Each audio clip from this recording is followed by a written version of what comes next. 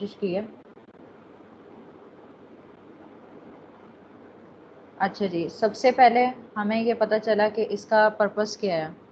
Purpose यही है ना इसका कि टेररिज्म, सेक्टेरियन वायलेंस को रोकना है, एक टेररिज्म एक्टिविटीज़ को रोकना है, और साथ ये कि सेक्टेरियन वायलेंस को रोका जाए और ये जो शदीद नौयत के जो ऑफेंसेस हैं उनका स्पीडी वे में ट्रायल कंडक्ट हो सके। ठीक है, ये पर्पस है एंटी टेररिज्म एक्ट 1987 का। ठीक है, उसके बाद अभी डेफिनेशंस मैंने इसमें से एक्सक्लूड कर दिया है, मोस्ट इंपॉर्टेंट सेक्शंस निकाले।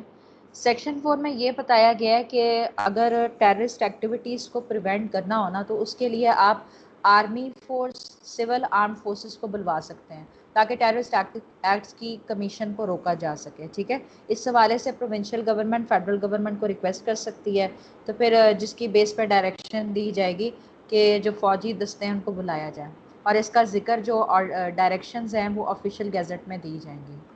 ठीक हो गया। उसके बाद सेक्शन 5 में ये बताया गया कि ये लॉफुल रहेगा आर्म फोर्सेस या जो सिविल आर्मी फोर्सेस जिनको बुलाया गया है कि वो सफिशेंट वार्निंग दे के ना सफिशेंट वार्निंग दे के फायरिंग के हवाले से भी हुक्म दे सकती है। ठीक है, और साथ अरेस्ट विदाउट वारंट अरेस्ट कर सकती है, और साथ उस जगह की तलाशी ले सकती है जहाँ पर वो बंदा मतलूब है कि इसको गिरफ्तार करना है, या कोई प्रॉपर्टी है जो टेररिस्ट एक्टिविटीज़ में इस्तेमाल हो रही है, वेपन जो भी आर्टिकल्स हैं उनको पोजेशन में लेने के लिए भी उस जगह की तलाशी ली जा सकती है। ठीक है, शीज़ा समझ आ रही है आपको? जी मैम।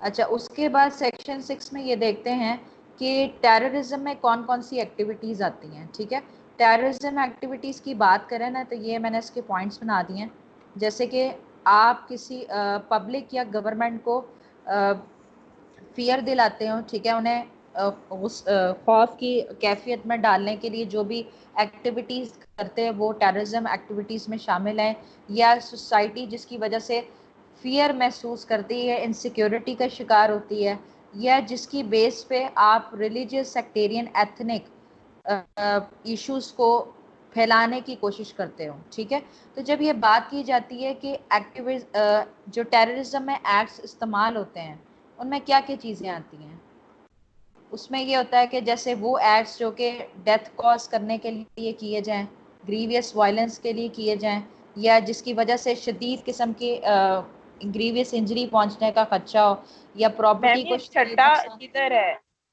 मैम छठा किधर है? मुझे ना ये सब सेक्शन दिखाई नहीं दे। सेक्शन 6।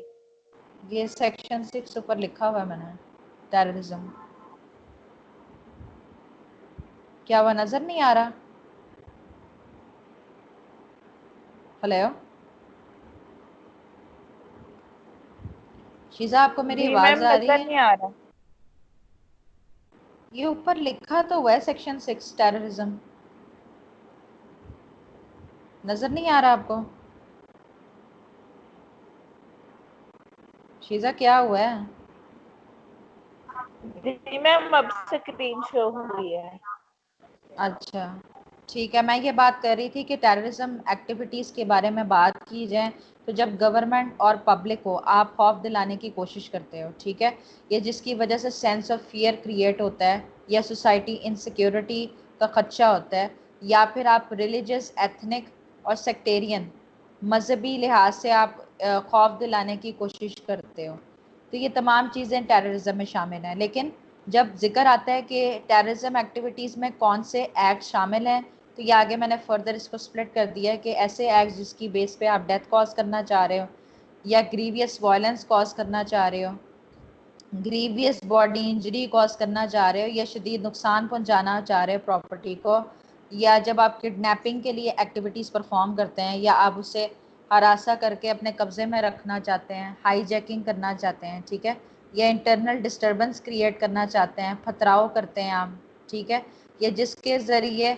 मजहबी लिहाज से या जो लसानी लिहाज से नफ़रत के जज्बात आप जो उभारना चाहते हो ताकि वायलेंस क्रिएट हो, ये तमाम चीज़ें एक्ट्स में शामिल हैं। ठीक है, चीज़ें समझ आ रहा है? क्योंकि मैं रीड करवाऊंगी तो वहाँ से भी मैं रीड कराने को तैयार हूँ, जैसे आपको सही लगे। अच्छा जी उसके मैम, बाद आ रहा है, है समझ। अच्छा उसके बाद ये है कि जैसे इमाम बारगाह हैं, जो वर्शिप प्लेसेस हैं, वहाँ पर आप फायरिंग शुरू कर देते हो, तो ये भी टेररिज्म एक्टिविटीज़ में शामिल है। ये जहाँ पर सीरियस रिस्क इन्वॉल्व होता है पब्लिक सेफ्टी के हवाले से, या जनरल पब्लिक को आप खौफ दिलाते हो कि वो कोई बिजनेस ट्रांजैक्शन ना करें या डेली रूटीन के अपने कामों के लिए ना निकलें, या जहाँ पर जैसे भुत्ताखोरी होती है ना, पैसों को लेने के लिए आप उसको इंड्यूस करते हो कि ये प्रॉपर्टी आपको डिलीवर की जाए, या जैसे कि गाड़ियाँ वगैरह जला दी जाएँ, या फिर जो ममनू ऑर्गेनाइजेशन है उसको फ़ायदा पहुंचाने के लिए आप एक्ट्स परफॉर्म करते हो, या कम्युनिकेशन सिस्टम है उसको शदीद नुकसान पहुंचाते हो, या पब्लिक सर्वेंट को फियर दिलाते हो, उसे कंपेल करते हो, फोर्स करते हो ताकि वो अपनी ड्यूटीज़ परफॉर्म करें या ड्यूटीज़ ना परफॉर्म करें, ठीक है। या फिर सीरियस वायलेंस जब इन्वॉल्व होता है, जो कि आप पुलिस ऑफिसर, आर्म फोर्सेस या सिविल आर्म फोर्सेस या पब्लिक सर्वेंट के ख़िलाफ़ इस्तेमाल करते हो। तो सेक्शन 6 के तहत ये तमाम जो एक्टिविटीज़ हैं टेररिज्म में इंक्लूड की जाएंगी, ठीक है। अच्छा, उसके बाद अभी सेक्शन 7 का मैंने जो क्लॉज है यहाँ से निकाल दिया है। अच्छा, सेक्शन 8 में ये पढ़ते हैं, सॉरी, सेक्शन 8 में ये पढ़ते हैं कि जब आप जो फ़िरका, सारे जो फ़िरके बने हुए हैं, जब उनके दरमियान इश्ताल फैलाने की कोशिश करते हो, गम और गुस्से को बढ़ाने के लिए जो एक्ट्स परफॉर्म करते हो, तो उसकी प्रोहिबिशन का यहाँ पर जिक्र किया गया है। अब जैसे कि कोई अब्यूसिव लैंग्वेज, इंसल्टिंग वर्ड्स इस्तेमाल कर रहा है या थ्रेट कर रहा है, या उसको पब्लिश किया हुआ है तो उसको रिटन मवाद को वो डिस्ट्रीब्यूट कर रहा है, ताकि इससे सेक्टेरियन में वो खौफ डरें, ठीक है, गाली वगैरह हो या इंसल्ट फील करें, या फिर वो जो रिटन मवाद है आप उसकी रिकॉर्डिंग या विजुअल इमेजेस शो कर रहे हो या साउंड्स ऐसे क्रिएट किए गए जिसका पर्पस ये 3 चीज़ें हैं, थ्रेटनिंग, अब्यूसिंग एंड इंसल्टिंग, या आपकी पोजेशन में वो रिटन मटीरियल है या रिकॉर्डिंग है, तो वो ये समझा जाएगा कि जो सेक्टेरियन जज्बात को क्या कहते हैं, सेक्टेरियन फीलिंग्स को बढ़ाने की कोशिश करता है कि जिससे गम के जज्बात फैलें, गुस्सा वो करें, क्रिएट हो, तो उसके वाले से वो ऑफेंस के लिए लाइबल समझा जाएगा, ठीक है। और इसमें जब ऑफेंस के लिए वो गिल्टी समझा जाएगा तो ये 2 चीज़ें भी इसमें आती हैं कि जिसमें आपकी इंटेंशन होती है कि सेक्टेरियन हेट्रेड आपने फैलाना है, ये ऐसे सरकमस्टांसेस जो सेक्टेरियन हेट्रेड को फैलाने का बायस बनते हैं, ठीक है। तो सेक्शन 8 के तहत अगर आप ऑफेंस कमिट करते हो तो सेक्शन 9 के तहत आपको पनिशमेंट दी जाएगी, जिसमें rigorous imprisonment up to 7 years है विद फाइन है, ठीक है। उसके बाद सेक्शन 10 पे चलते हैं कि जिसमें ये कहा गया है कि आप उस जगह की तलाशी ले सकते हो, उस जगह पर दाखिल हो सकते हो जहाँ पर आपको ये सस्पिशन एग्जिस्ट कर रहा है कि जो सेक्शन 8 के तहत जो मवाद यूज़ हुआ है, चाहे वो रिटन है ये या रिकॉर्डिंग की गई है, वहाँ पर मौजूद है, उस बंदे ने उसकी पोजेशन में रखा हुआ है, तो आप उस जगह पर एंटर हो सकते हो, उस जगह की तलाशी ले सकते हो, अपने कब्जे में ले सकते हो, और रीजंस रिकॉर्ड करोगे जब आपने ये क्या कहते हैं ये सर्च कंडक्ट करना है, और साथ उसकी कॉपी भी वहाँ पहुँचा दी जाएगी जिस प्रेमिसेस में आप उसकी सर्च करना चाह रहे हो, ठीक है। उसके अलावा सेक्शन 11 में फॉरफीट करने के हवाले से बताया गया है कि जिसमें ये बताया गया है कि जब एक एंटी टेररिज्म कोर्ट किसी बंदे को कन्विक्ट कर देती है, सज़ा दे देती है, तो उसके पास जो भी मवाद होता है उसको भी कब्जे में लेने का हुक्म दिया जाएगा, ठीक है। ये बात सेक्शन 11 में की गई है और इतनी कोई ख़ास बात नहीं की गई, इसलिए यही लिखा है मैंने। अच्छा जी, उसके बाद सेक्शन 11A में ये बताया गया है कि ऐसी ऑर्गेनाइजेशन जो टेररिज्म एक्टिविटीज़ में इन्वॉल्व होती हैं, तो जब ये कहा जाता है कि एक ऑर्गेनाइजेशन टेररिज्म एक्टिविटीज़ में इन्वॉल्व है, तो उसका मतलब ये हो सकता है या तो उसने टेररिज्म एक्ट कमिट किया है, या उसने पार्टिसिपेशन दी है, या उसके वाले से प्रेपरेशन की है, या उसको प्रमोट करने की कोशिश की है, या सपोर्ट और असिस्टेंस प्रोवाइड किया ऑर्गेनाइजेशन को जो टेररिज्म एक्टिविटीज़ में इन्वॉल्व हैं, या फिर आप जैसे कि पैट्रोनाइजिंग का मतलब ये होता है कि जब आप तमस्खर करते हो ना, गरूर व तकब्बर से मुजाहरा करते हो और दूसरे को हकीर जानते हो, तो जब आप हकारत की नज़र से देखते हो किसी फ़िरके तबके को और उसमें असिस्ट करते हो किस तरह की हेटेड फीलिंग्स फैलें रिलीजियस ग्रुप के दरमियान सेक्टेरियंस की बुनियाद पर या एथनिक की बुनियाद पर, चाके ताकि डिसऑर्डर फैले, बदअमनी फैले, तो इस पर्पस के लिए हम ये समझेंगे कि ये ऑर्गेनाइजेशन टेररिज्म एक्टिविटीज़ के हवाले से ये इन्वॉल्व है, अगर वो ये काम सारे करना चाहती है। उसके बाद 11B में बताया गया प्रेस्क्रिप्शन। प्रेस्क्रिप्शन का मतलब इसमें ये बताया गया है कि जो फेडरल गवर्नमेंट है एक लिस्ट तैयार करेगी कि जो सबसे ख़तरनाक ममनू ऑर्गेनाइजेशन है जो टेररिज्म एक्टिविटीज़ में इन्वॉल्व हैं, उनको फर्स्ट स्केड्यूल में उनकी एक लिस्ट तैयार कर दी जाएगी, उसमें डाल दिया जाएगा, चाहे वो टेररिज्म एक्टिविटीज़ में इन्वॉल्व है या उस तंजीम के तहत वो काम कर रही है। ठीक है, तो फेडरल गवर्नमेंट इस हवाले से उन्हें प्रेस्क्राइब कर देगी। उसके मैम एक अलावा मिनट, जो भी मैम कोई एजेंसी ही होगी ना, एजेंसी जिसमें इम्प्लीमेंट करवाती है सारा सिस्टम है इसका, ऐसे आम ही पुलिस है। तो नहीं ना कराती?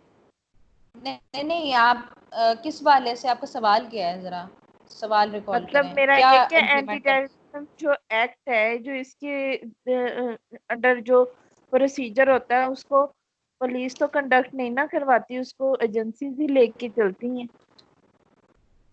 देखें, इसमें दो मतलब तीन कहीं बातें आती जैसे हैं आपने कहा जो, कहीं तो अच्छा कोई सुन लो मवाद मेरी बात, ढूंढना है। मेरी मेरी सुन लो, पहले मेरी बात सुन लो कि जो ऑर्गेनाइजेशंस होंगी ना जो दहशतगर्दी के मामलात में इन्वॉल्व होंगी, उन्हें प्रोस्क्राइब्ड ऑर्गेनाइजेशन के नाम से जाना जाता है, मतलब जिन्हें ममनू करार दे दिया गया कि ये तंजीमें काम नहीं कर सकती।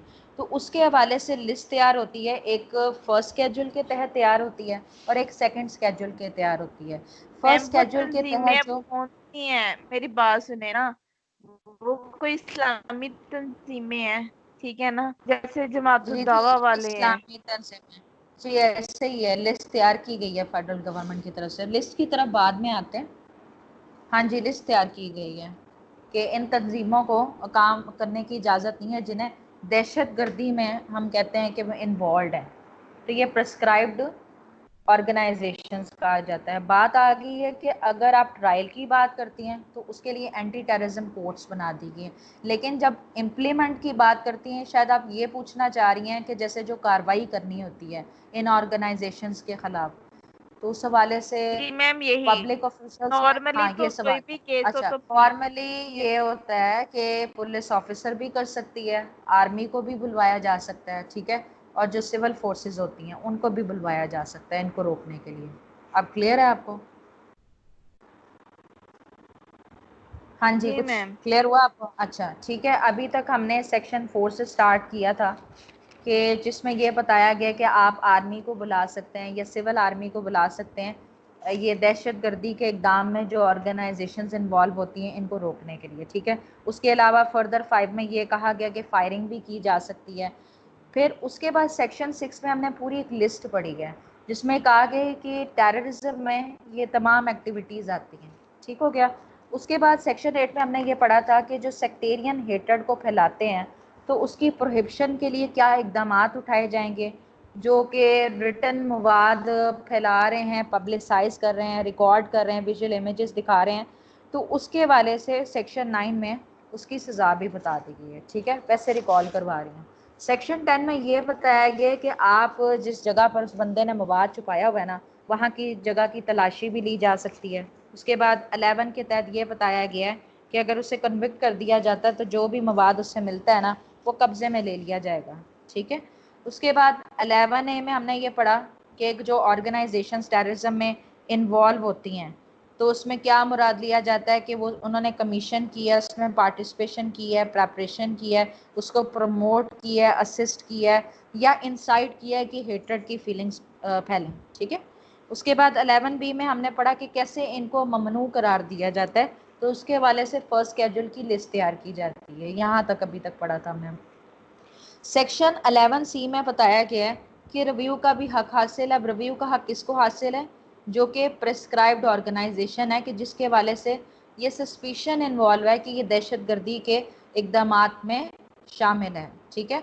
तो वो रिव्यू की एप्लीकेशन दे सकते हैं, किसको दी जाएगी? फेडरल गवर्नमेंट को दी जाएगी 30 दिन के अंदर, और मामले को 90 दिन के अंदर डिस्पोज ऑफ किया जाएगा एप्लीकांट को सुनने के बाद।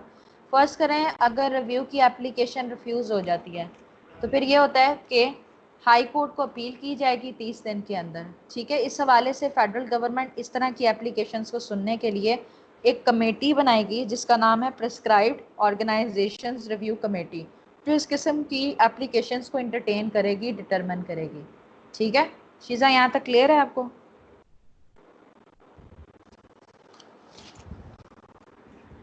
अच्छा, सी भी पढ़ लिया। उसके जी बाद जी है क्लियर है। 11D। हाँ 11D में हमने ये पढ़ते हैं कि जिनको, अच्छा ऐसी भी कुछ तंजीमें होती हैं जिनके हवाले से शक होता है कि ये टेररिज्म एक्टिविटीज़ में इन्वॉल्व हैं, तो ये है कि फॉर द टाइम बिंग उन्हें सेकंड स्केड्यूल की लिस्ट में डाल दिया जाता है, उन्हें ऑब्जर्व किया जाता है कि क्या वो एक्टिविटीज़ परफॉर्म कर रही हैं। ठीक है, तो ऐसी ऑर्गेनाइजेशन जो कि समझती है कि सेकंड स्केड्यूल में नहीं डालना चाहिए था, तो वो भी रिव्यू पटिशन दायर कर सकती है, जो कि फेडरल गवर्नमेंट को करेगी। ठीक है, 60 दिन के अंदर उसे डिस्पोज ऑफ किया जाएगा, और जो ऑब्जर्वेशन पीरियड है वो 6 माह का होगा, और अमूमन आगे एक्सटेंड भी किया जा सकता है फेडरल गवर्नमेंट की तरफ से।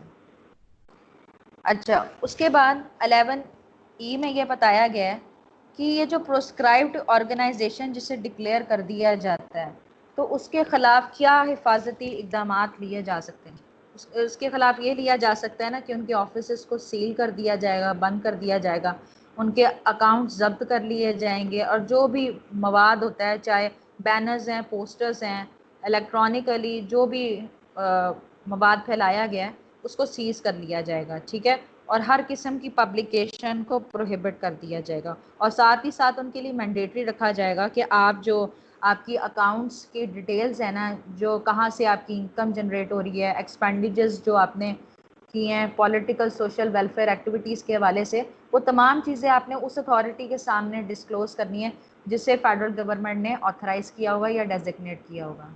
ठीक हो गया। उसके बाद 11F में आते हैं कि प्रेस्क्राइब्ड ऑर्गेनाइजेशन के हवाले से जब कहा जाता है कि ये उसका मेंबर है या उसने उसको सपोर्ट किया या मीटिंग्स कंडक्ट की हैं, तो इसमें कौन कौन से लोग शामिल हैं। अच्छा, अगर ऐसे बंदे जो कि प्रोफेस कर रहे हैं, फैला रहे हैं कि हम ऐसी ऑर्गेनाइजेशन से ताल्लुक़ रखते हैं, तो एज अ मेंबर तो उसकी सज़ा अलहदा बता दी गई 6 माह विद फाइन। ठीक है, लेकिन इस अफेंस की कमीशन में और कौन कौन से मज़ीद लोग आते हैं कि जो मदद मांगते हैं या इनवाइट करते हैं कि हम आपको सपोर्ट करेंगे, मैनेज करते हैं इस तरह की तकरीबात मुनक्किद करने के लिए, तो उसकी सज़ा ये बता दी है कि 1 साल से कम नहीं होनी चाहिए, लेकिन 5 साल से ज़्यादा भी नहीं होनी चाहिए विद फाइन। ठीक है, 11G में सिंपल ये बात की गई है कि जैसे आप कपड़े वगैरह नहीं पहन लेते, एक निशान के तौर पे बैनर्स वगैरह अपने साथ लगा लेते हैं। ठीक है, तो उस तरह का अगर आप एक्टिविटीज़ में इन्वॉल्व होते हैं तो उसकी सज़ा 3 मंथ्स विद फाइन है। उसके अलावा फ़ंड रेजिंग की बात करते हैं, तो उसमें फ़ंड रेजिंग में जब आप इनवाइट करती हैं कि इमदाद की जाए, या आप पैसे वसूल कर रहे हैं टेररिस्ट एक्टिविटीज़ के हवाले से, या कोई भी प्रॉपर्टी जो वसूल की जा रही है, तो वो फ़ंड रेजिंग में आती है। ठीक है, सज़ा का जिक्र आगे है, बताती हूँ मैं भी। अच्छा, और 11I के तहत है कि जो फंड रेजिंग हुई है, जो पैसे कलेक्ट हुए हैं, उसको जब आप इस्तेमाल करते हैं और आपकी पोजेशन में है, तो उसका जिक्र किया गया। और 11J में जो फंडिंग के हवाले से अरेंजमेंट्स की जाती है मीटिंग्स के हवाले से। ठीक है, IJ के में सजा इसकी दी है।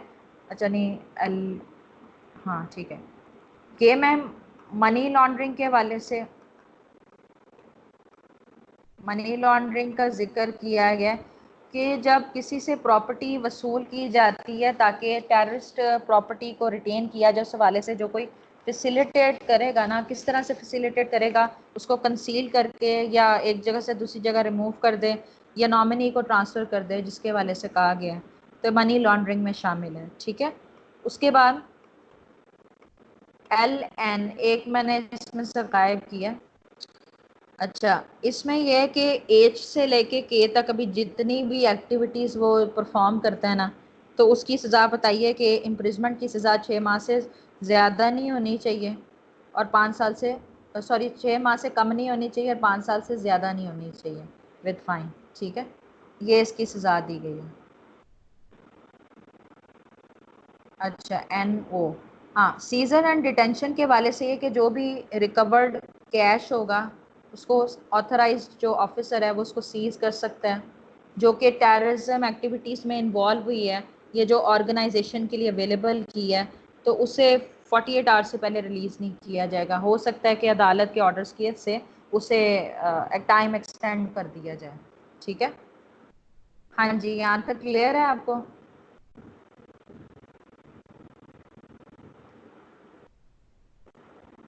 जी मैम क्लियर है। अच्छा, आगे चलते हैं। मैं ना आगे टाइम नहीं बच सका था तो बना नहीं सकी, लेकिन यहाँ से ना जितना हो सकता है कर लेते हैं, क्योंकि इतना लंबा देख के ना वैसे ही बोरिंग लगता है। ऐसे ही है ना? अच्छा, सीजर एंड मैम इसके डिटेंशन के सेक्शन वाले से बहुत बड़े बड़े हैं। इसीलिए तो छोटे बनाने की कोशिश की है। या तो मुझे अगर टाइम देती तो कल मैं इसको कर लेती हूँ, लंबा ज़रा काम था इसलिए भी रह गया मेरे से। मैं ओ तक ही कर पाई हूँ, 11 ओ तक, लेकिन कहती चले है तो मैम मैं फिर आगे बता। कर लें आज, मुझे हाँ जी, लगता है वैसे भी किसी ने क्लास नहीं लेनी शायद। चला फिर ऐसा करते हैं कि मैं इसको कंप्लीट कर लूँगी, तो इसको आगे फिर रीडिंग करने